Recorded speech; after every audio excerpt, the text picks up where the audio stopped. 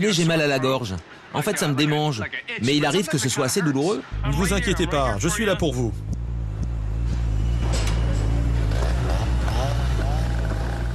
Tout en haut, le chantier est en activité. Plombiers, ouvriers métallurgistes, maçons, électriciens, tous travaillent le plus vite possible pour terminer l'étage en cours et passer au suivant. Donald Trump a élaboré un système qui permet de mobiliser tout le monde en permanence. Pour construire un étage, on commence par poser un revêtement provisoire. Après, on installe le treillis de rebar, un maillage de barres en acier renforcé qui donne au sol sa rigidité. Viennent ensuite la mécanique, la plomberie et l'électricité. Puis on recouvre le tout d'acier. Pour finir, on inonde le sol, le mur central et le coffrage des colonnes par un bain de béton. L'astuce de Donald Trump, c'est qu'il décale les différentes tâches. Pendant qu'à un étage on coule le béton, on entame déjà l'étage suivant. Il y a une dynamique constante. Voilà comment construire 96 étages sans jamais s'arrêter. Pour le moment, les ouvriers métallurgistes se dépêchent de poser le treillis de rebar avant la phase de bétonnage prévue demain matin. Comment prépare-t-on le sol à recevoir le béton? 1. On monte le rebar jusqu'à l'étage concerné. 2. On l'étend. 3. On le fixe, après quoi on peut couler le béton. Ça vient. La première fois que j'ai transporté de l'acier, j'avais les épaules en sang. Vraiment? Ouais, Depuis combien de temps faites-vous ça? 11 ans. 11 ans? Ouais, Quel âge avez-vous? 29 ans. Vous avez commencé à 18 ans? Ouais. Bon, allons-y. On va vous donner des choses à transporter. Vous avez l'air costaud. Elles sont pas trop lourdes. Trouvez votre centre. Mon centre? Ensuite, vous soulevez et vous mettez sur l'épaule. Voilà, c'est tout. Bon boulot. Ok, c'est bon. Parfait, ça va? Super. Ça tient le dos? Le dos tient bon. Parfait, suivez Marc. On a du chemin à faire, alors suivez-moi. C'est pas une bonne idée, ça. Faites attention, vous mettez les pieds. Ouais, attention. Ce n'est pas une épreuve pour débutants. Les grues à tours sont constamment sollicitées. Les tiges de rebar sont déposées sur la plateforme. Ensuite, les ouvriers les répartissent manuellement sur les 2000 mètres carrés de surface. Et voilà. Ces tiges sont incroyablement lourdes. J'avais l'impression qu'on me vissait dans le sol. J'ai sûrement perdu quelques centimètres. Sûrement, oui. Avant, je mesurais plus de 1,90 m. Ensuite, Marc convoie les pièces les plus lourdes. Des barres de 9 mètres pesant chacune une trentaine de kilos. Deux possibilités. Soit on fait 2 voyages avec 2 barres, Ou bien, ou un seul voyage avec 4. Mais je suis pas sûr que vous soyez prêt à en porter 4 d'un coup. il le faudra bien, on a du boulot. Oui, c'est sûr. Le béton arrive demain à 6 h. Demain matin. Oui, à 6 h. On a encore 6 à 7 heures de travail pour poser les rebars. Ah oui. Bon, On tente les 4? va pour 4 barres. Bon, alors on le fait. Allons-y. On va pouvoir évaluer votre force. C'était une mauvaise idée. Oui, très mauvaise idée. Ça va aller? Oui, ça va.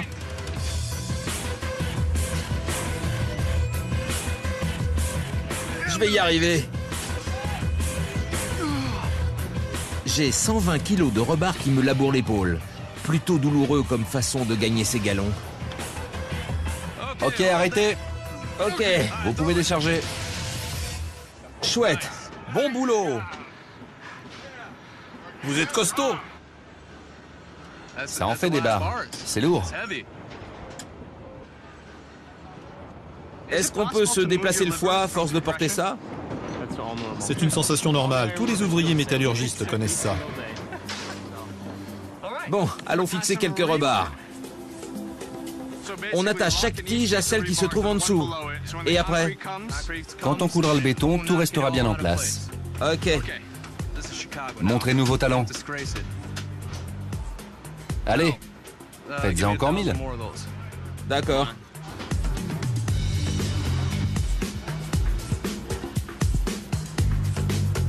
Il faut être plutôt costaud pour être ouvrier métallurgiste, non? C'est sûr. Pour être architecte, c'est moins utile. C'est vrai. On joue avec des crayons, des compas, Des trucs de ce genre? Des calculatrices? Vous croyez que vous pourriez me vaincre au bras de fer? Ouais, j'en suis sûr. Bon, on va voir ça. Ma dernière leçon du jour. Si vous provoquez un ouvrier métallurgiste, n'espérez pas qu'il batte en retraite. Je vais faire une partie de bras de fer avec le type de la télé. Pourquoi? On est des métallos, ça se fait, c'est tout. C'est bon, bien droit. À 3. 1, 2, 3. Il l'a eu, regardez. Il va t'avoir, Marc. Bravo. Bon boulot. Ils ont réussi à installer l'intégralité du treillis de rebar. Demain matin, 7 h, l'étage sera entièrement recouvert de béton. Chicago est la ville qui a inventé le gratte-ciel. Donald Trump risque sa réputation dans ce projet. J'espère que ce bâtiment plaira à la ville et aux spécialistes de l'architecture.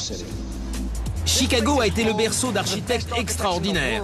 Frank Lloyd Wright, Mies van der Rohe, Louis Sullivan. Mais depuis 1974, date de l'inauguration de la tour Sears, on n'a plus construit de bâtiments marquants. Jusqu'à ce jour, du moins. Et Donald Trump suit les usages de Chicago. Il a fait appel aux mêmes architectes que ceux qui ont érigé la tour Sears, rebaptisée aujourd'hui tour C10, et qui fut durant 30 ans le plus haut gratte-ciel du monde. Les 3 décrochements de la tour Trump sont placés à la hauteur de 3 de ses prestigieuses voisines. Le Wrigley Building à l'est, les Marina Towers à l'ouest et le Building IBM juste à côté. C'est une manière de rendre hommage à la ville.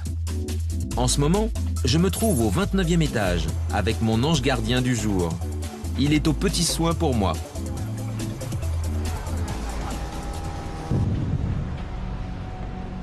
Aujourd'hui est prévue l'une des phases les plus éprouvantes du chantier, le coulage du béton.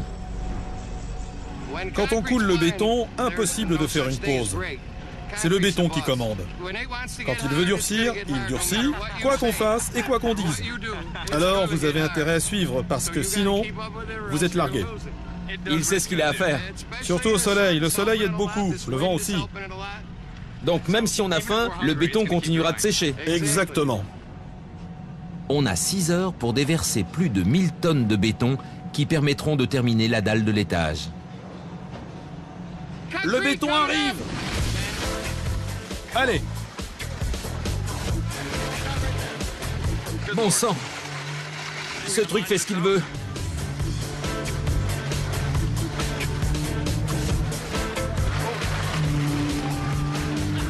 Je suis désolé. Allez, bougez-vous les gars! Vraiment désolé. Répartir ce flot ininterrompu de béton est un travail d'équipe entre les ouvriers sur la plateforme et l'homme qui déverse le chargement au-dessus. Ce type me tue. Il est avec moi ou contre moi. C'est vrai, parfois on se demande de quel côté il est. Allez Johnny, donne-lui un peu de mouvement, ici. Allez! Parfait. Arrêtez, arrêtez. On est à court de béton. À court de béton? Ça alors? Je viens de pomper un chargement entier de béton. Exact. Combien on va en faire aujourd'hui? Disons entre 65 et 70. Mais Marc, je suis déjà épuisé. Ça fait partie du boulot. Combien est-ce qu'il a fallu d'hommes pour... Le béton arrive. Il peut paraître excessif d'utiliser des tonnes de béton et un épais treillis de rebar pour les sols. Mais en réalité, ce n'est pas le cas. Chaque matériau a ses avantages. Le béton résiste magnifiquement aux forces de compression. C'est parfait pour une colonne, par exemple. Mais si vous l'utilisez sur une largeur de plancher, les forces de tension le briseront. Le rebar, de son côté, supporte très bien les tensions. Ce matériau est presque impossible à broyer. Donc, si on place les tiges de rebar à l'intérieur du béton, on obtient un sol qui résistera aux chocs et aux fissures.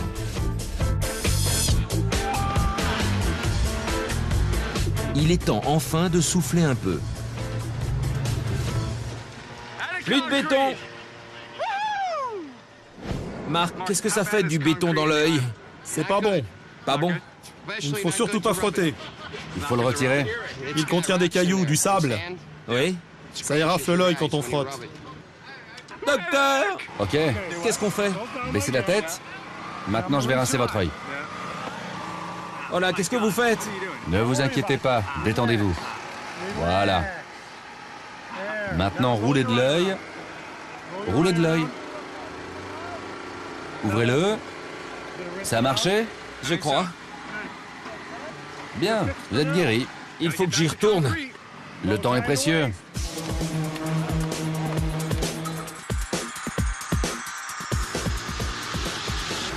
Quelques heures après le coulage, le béton est étalé et égalisé. On met la dernière main à la dalle du 29e étage. Mais alors que les équipes attaquent les 3 mètres suivants du gratte-ciel, voilà que le vent s'en mêle. Ça, c'était pas prévu. Sur le chantier, les ouvriers redoublent d'efforts pour fixer tous les éléments au sol.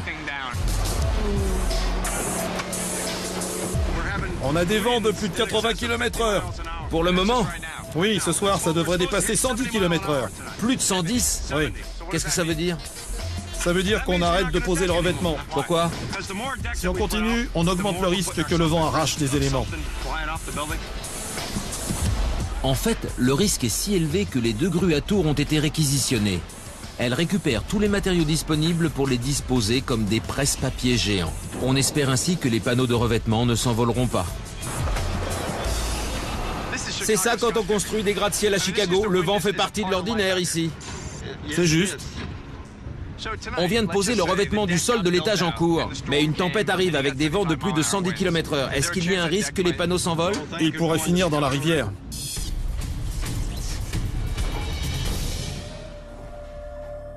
Le lendemain matin, je retourne sur le chantier.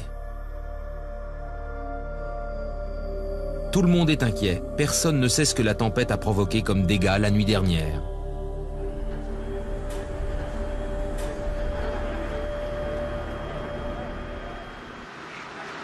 Alors Jimmy, dites-moi ce qui s'est passé.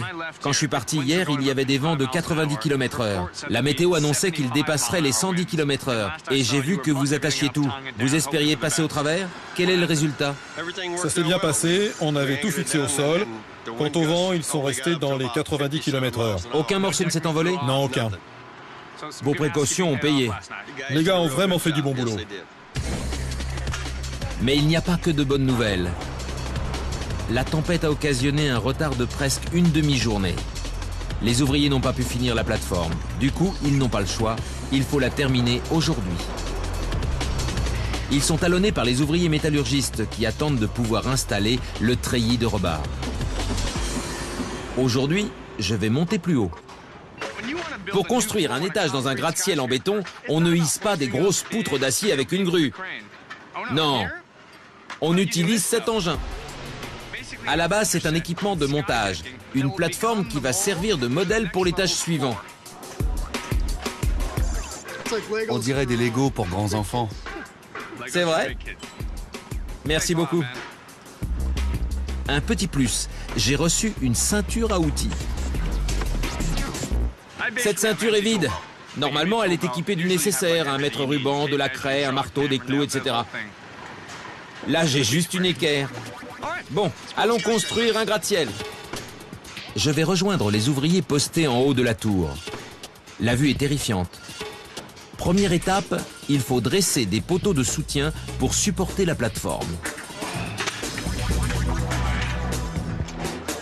Jack, attention! Le système est ingénieux. Il permet aux ouvriers de poser à la main les panneaux de revêtement et de les retirer tout aussi rapidement. Ils nous attendent. On y va? Mais parfois, la vitesse se paie cher. Qu'est-ce qui s'est passé? Je me suis coupé, je sais pas avec quoi. Ce n'est pas une petite coupure de rien du tout. Ma ceinture à outils est peut-être vide, mais je suis accompagné d'un médecin. Peu après, Chris reprend sa place dans l'équipe. À l'étage inférieur, on a installé les poteaux et les poutres transversales. Maintenant, il est temps de poser le revêtement sur toute la surface et d'achever l'étage. Bon, comment on fait pour le revêtement? Alors, On fait comment? comme ça. Formidable. Maintenant, supposons que je n'ai pas vos muscles. Comment je fais? Placez-le sur la tranche de ce côté-là. De ce côté. Maintenez-le bien et ensuite retournez-le. Et surtout ne lâchez pas. Non, je le lâcherai pas. Tenez-le bien et basculez-le. À cet endroit? Oui, c'est ça. Comme ça. En travaillant à plein régime, cette équipe de vétérans peut abattre ses 1000 panneaux par jour. Ce sont ceux du bout qui demandent le plus de courage.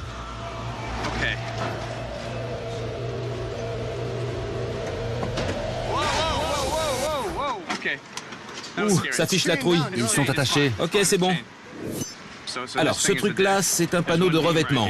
Là, il y a une poutre, et cette partie est en surplomb. Le problème, c'est que ça s'est mis à basculer. Mais il y a une chaîne qui retient le tout pour éviter que ça ne tombe.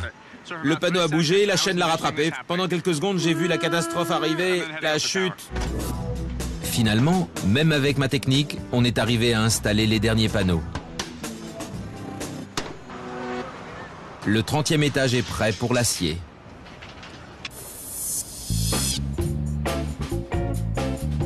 Chicago attire des touristes fortunés passionnés d'art.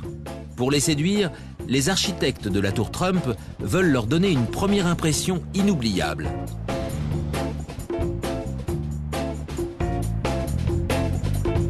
Pour cela, ils ont importé plus de 800 000 € de pierre calcaire d'Italie et construit un hall ahurissant. Le coût faramineux du projet doit être amorti le plus vite possible. Comme il s'agit d'un projet très coûteux qui doit être mené à son terme dans les meilleurs délais, Donald Trump a imaginé un système d'occupation progressive des lieux. Il reste 60 étages à bâtir au-dessus de moi, mais les gens vont commencer à emménager dans la tour d'ici 4 mois. En d'autres termes, l'achèvement du hall est une priorité. Je vais rencontrer l'homme chargé de trumpifier ce hall. Dominique? Oui. Bonjour, je suis Danny. Bonjour, Dan. Ravi de vous rencontrer. Moi de même. Alors, qu'est-ce qu'il y a dans cette caisse? De la pierre calcaire? Oui, les morceaux sont numérotés, ça nous indique à quel endroit du hall on les place. Alors, chaque morceau porte un numéro, les plans indiquent où les disposer, et vous rassemblez les pièces du puzzle. C'est exactement ça, ça ressemble à un puzzle. Un puzzle très cher. Très cher. Alors, si je fais tomber un de ces morceaux, Vous aurez de gros ennuis. je vous attendais. Quand vous voulez. 1, 2, 3. Attention où vous mettez les pieds. Oui. Évitons de laisser tomber la pierre calcaire de Monsieur Trump. Vous êtes prêts? Oui. Ça y est? Attendez, juste un instant. Oui, c'est bon. Et voilà. Bien, Dominique. Comment vous y prenez-vous pour fixer la pierre au mur? On utilise une perceuse, il faut percer bien à l'horizontale. Il y a un petit embout du côté face. Si vous allez trop loin en perçant, vous traversez la pierre. Monsieur Trump serait furieux. En fait, c'est ce qu'il y a de plus dur à réussir. Magnifique. Dans les trous qu'on a percés, on place des crochets en cuivre qui permettent de fixer solidement la pierre au mur. Maintenant, on creuse une entaille au dos de la pièce et on l'accroche, comme ça. Ça m'a l'air bien. Voyons voir. Parfait. Très joli. Vous voyez comment ça se fixe? Vous êtes prêts? Cette pierre calcaire qui vient d'Italie est-elle vraiment indispensable? Attention où vous marchez. Pour Donald Trump, c'est une nécessité. Les clients fortunés ont des attentes élevées. C'est la méthode traditionnelle. Oui. Voilà. Monsieur Trump va être obligé de toucher le jackpot, autrement tout ce déploiement de luxe sera perdu. Et quand on a engagé 600 millions d'euros... Voilà. C'est fini? On pose et on continue. Alors maintenant, on passe à la pièce suivante. On va installer cette pièce-là, et ainsi de suite. Étonnant. C'est un vrai plaisir. Un vrai plaisir. Et voilà comment on décore un hall. Cet endroit va être stupéfiant. Il faut reconnaître que lorsque Donald Trump prend des risques, il ne fait pas les choses à moitié. L'avenir dira si j'ai pris la bonne décision en termes financiers.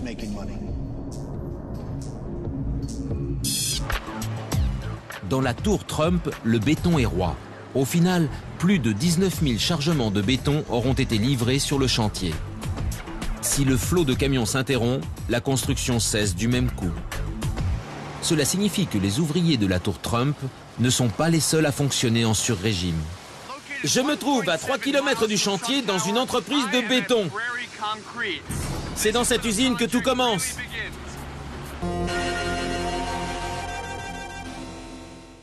C'est là qu'on fabrique la moindre parcelle de béton expédiée sur le chantier. En compagnie des ouvriers, je vais préparer une gâchée de béton pour ajouter un étage à la tour Trump. Mais Donald Trump n'utilise pas n'importe quel béton.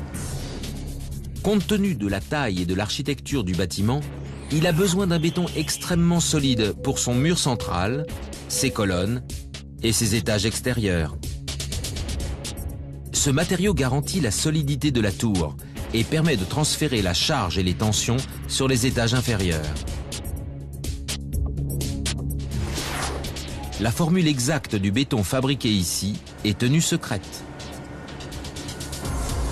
Ce n'est pas la rivière Chicago, n'est-ce pas? Non, en fait, c'est son bras nord. Le processus commence avec une livraison par péniche de 1500 tonnes de matériaux. Ce béton renforcé autocompactant et autonivelant est une fabrication maison? Oui, on peut dire ça. Et c'est vous qui l'avez inventé? Je ne vous donnerai pas la recette, mais Non? on livre à domicile. Vous ne donnerez pas le secret? Bien sûr que non. L'entreprise est la seule à détenir la formule? Oui. Et tout commence avec un gars qui conduit une petite pelleteuse et transporte des agrégats. Oui, c'est exactement ça. Vous pourriez me montrer? Bien sûr. Est-ce que vous pourriez me donner, disons, 3 ingrédients sur les 5 et me laisser deviner les 2 derniers? Non.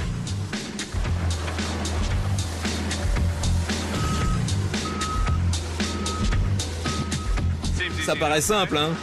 On empile les pierres, la pelleteuse arrive, elle se serre. Ils font du béton sans s'arrêter toute la journée.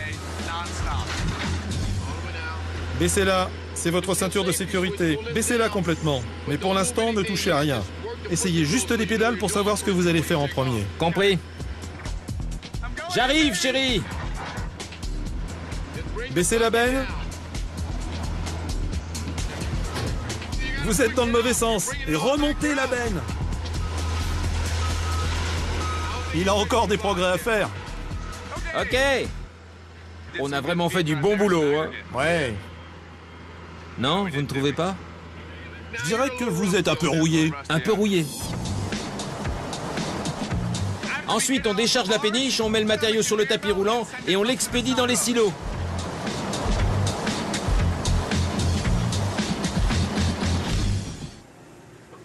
Keith, on a rempli le silo. Oui.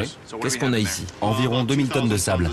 2000 tonnes de sable. On va commencer à aspirer le matériau hors du silo, il sera transporté dans l'usine et mélangé à cet ingrédient spécial dont vous me parlerez plus tard. Ouais. Ça ressort et ça donne du béton. Non, je vous en parlerai pas plus tard. Vous avez failli m'avoir.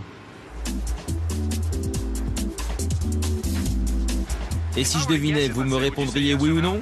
Non. Même si je devinais? Je vous dirai même pas si vous brûlez. Par exemple, si je vous disais qu'il y avait du raisin? Non. Comment savez-vous qu'il y a du raisin? Ou alors du beurre de cacahuète? Alors là, vous gelez. Et de la banane plantain? En réalité, il n'y a pas qu'un seul ingrédient secret. Il y en a 5. Voilà, ça c'est le produit qu'on rajoute au béton. Oui, et c'est la combinaison spécifique de ces 5 substances ajoutées à votre béton particulier qui en fait un béton armé d'une solidité inédite. Exactement. Vous ne me révélerez pas la formule. Eh non. Tout se passe en fin de journée. L'eau, le ciment et les agrégats arrivent à cet endroit. On ajoute la formule secrète et le tour est joué. On obtient du béton armé spécial Trump. On peut y aller. Le béton est chargé sur les camions. Direction le chantier. C'est parti. Quelques instants après avoir été mélangé, le béton est propulsé dans la tour pour remplir les 16 colonnes restantes.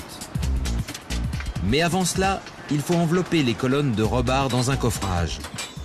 À présent, ce sont les menuisiers qui travaillent d'arrache-pied. Parmi eux, Gros Mike, comme on le surnomme. Et moi. Mike, une petite pause.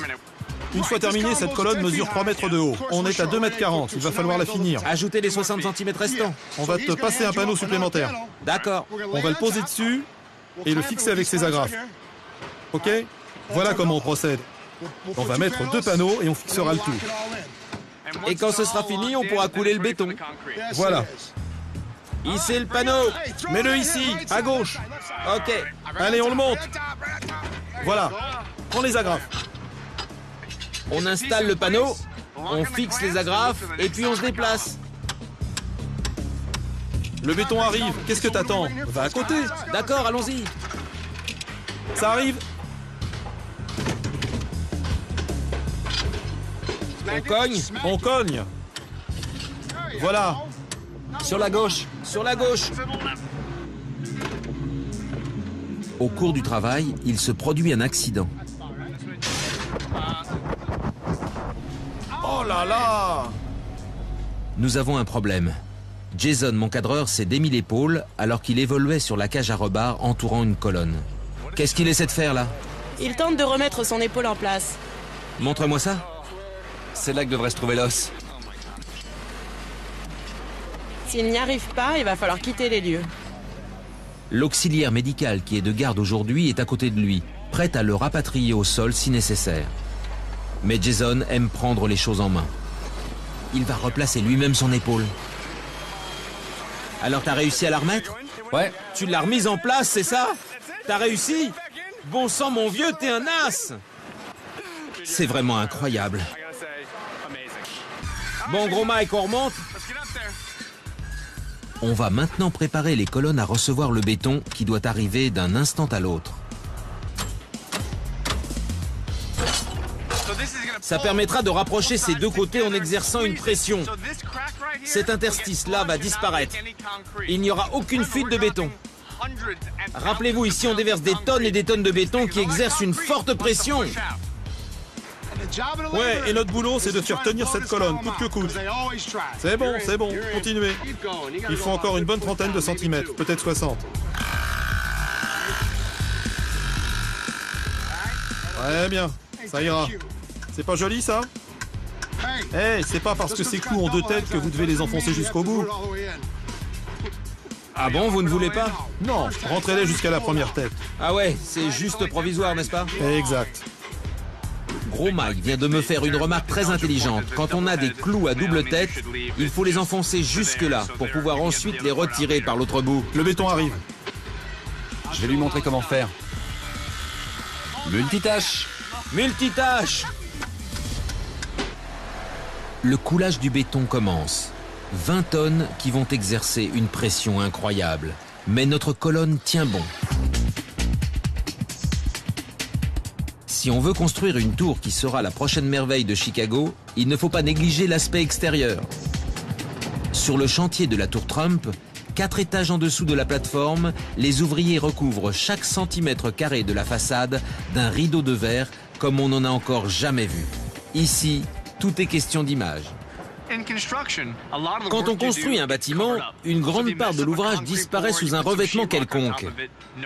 Si votre coulage de béton n'est pas parfait, vous le masquez avec une cloison et ni vu ni connu. Mais quand on est en charge de la façade vitrée, la moindre erreur se voit.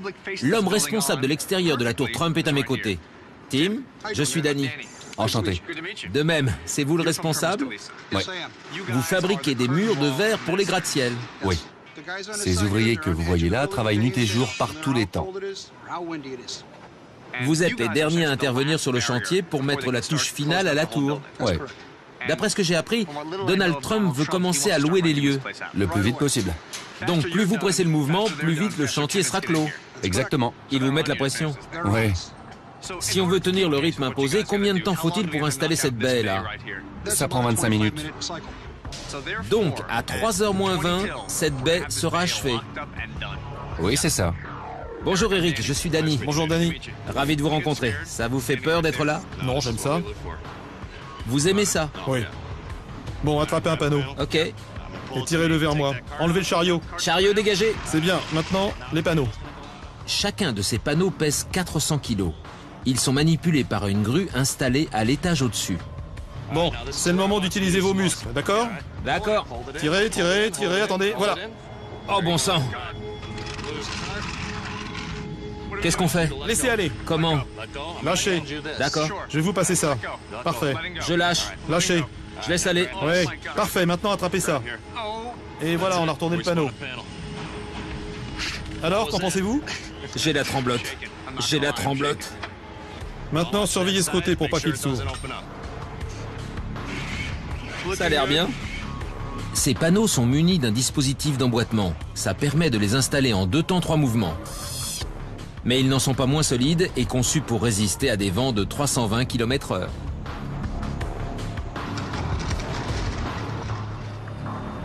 Une question bête, pourquoi on ne les met pas tout de suite dans le bon sens et basta? Parce que là, on a une très jolie pièce de métal qu'on ne veut pas abîmer. Ça?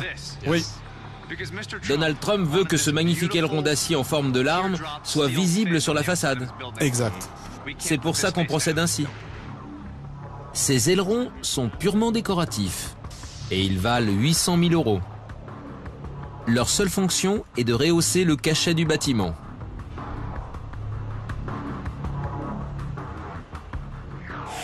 Vous êtes prêts? 1, 2, 3. Ça y est, je l'ai.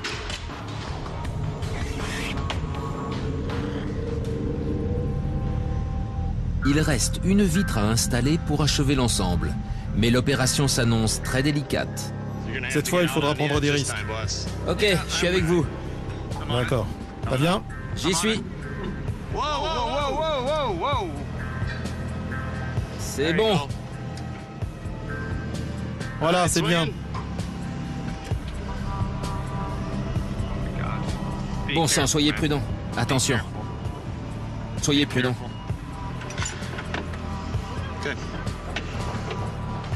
Comment ça va? Bien. Vous aimez ça? C'est la partie du travail que je préfère. Il est dingue.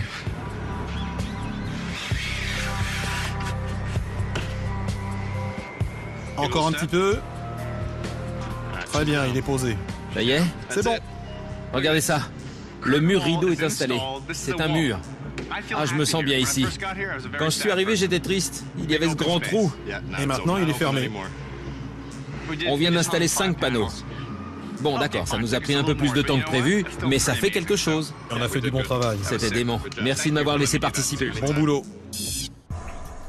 Dans une tour de 96 étages, tout doit être pensé pour le confort des clients.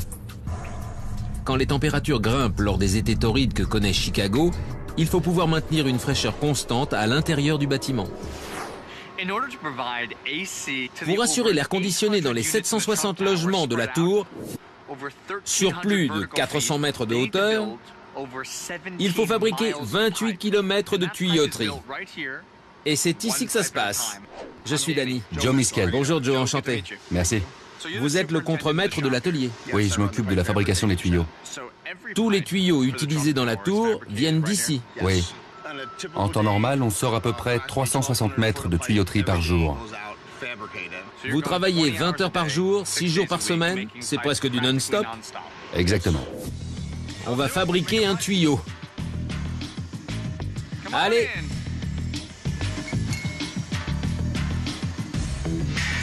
Il faut d'abord trouver la pièce dont on a besoin. Puis le travail commence. Regardez ça. Désolé ma vieille. L'aimant est en place, les têtes sont baissées, le tuyau d'échappement est installé. On appuie ici, on tourne là et ça va faire pivoter le tuyau. Et là, tous aux abris. Oui, Vraiment? Il faut se protéger? mais non.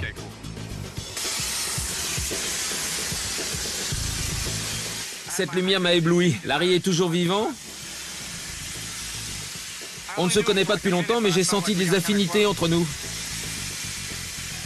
Hé Larry, je ne crois pas que ce soit bon de fixer cette lumière. Ça va Larry? Juste un petit souci, mais ça peut se rattraper. Désolé, je vais clouer ce morceau. Vous le voyez? Prêt? Regardez. Maintenant. Ok. Je n'ai pas tout vu. J'ai dû en rater une partie. Et voilà. Larry est de la vieille école. Oh là là. Quel bruit.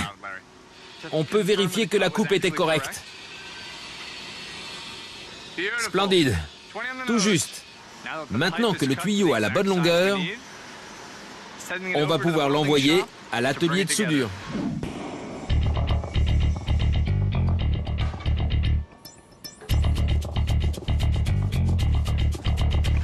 Si vous voulez obtenir un vrai contact acier sur acier avant de souder, il faut sortir la meule pour retirer la peinture.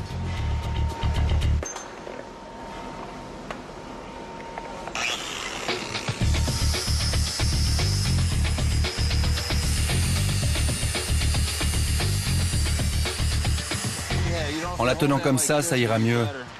Vous voulez bien que je le fasse? Bien sûr, allez-y.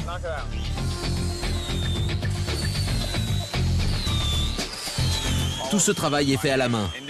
Plus de 28 km de tuyauterie dans une tour de 400 mètres de hauteur. Ça fait 30 ans que vous faites ce métier? Oui, 31 ans. Bon, Jeff, quand je vais sur un chantier, je rencontre des gars qui s'appellent Bill, Rusty, Big John. Comment est-ce qu'on vous appelle, vous? Jeffy? Ouais, c'est ça. Vraiment? Alors moi aussi, je peux vous appeler comme ça? Ouais, pourquoi pas. J'en serais ravi. Bon, passons aux choses sérieuses. On va prendre ce morceau qui fait un angle de 90 degrés et cette tige de 6 mètres. Et on va les souder ensemble pour obtenir un seul tuyau sans raccord, incassable. Ok, allons-y. Appuyez, oui.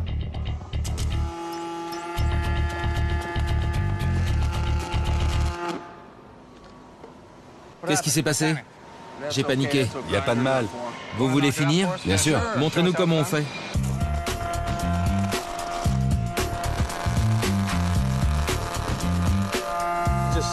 Tout est dans le va-et-vient du chalumeau. On réalise un cordon de soudure de 1,25 cm qui fait le tour du tuyau.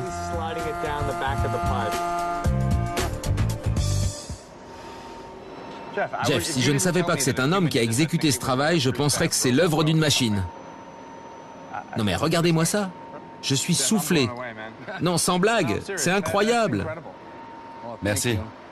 Dans la tour Trump, on fait ce genre de soudure sur des kilomètres de tuyauterie.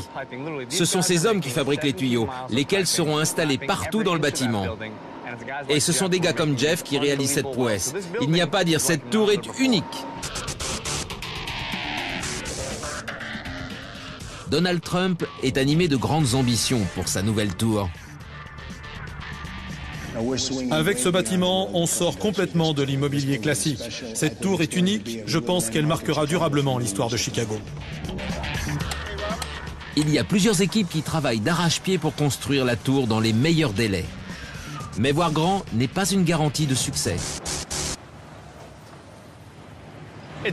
On peut toujours construire une tour qui coûte 600 millions d'euros, mais ensuite il faut la rentabiliser. C'est-à-dire vendre tous les logements. J'ai décidé de m'essayer à la vente de résidences pour milliardaires.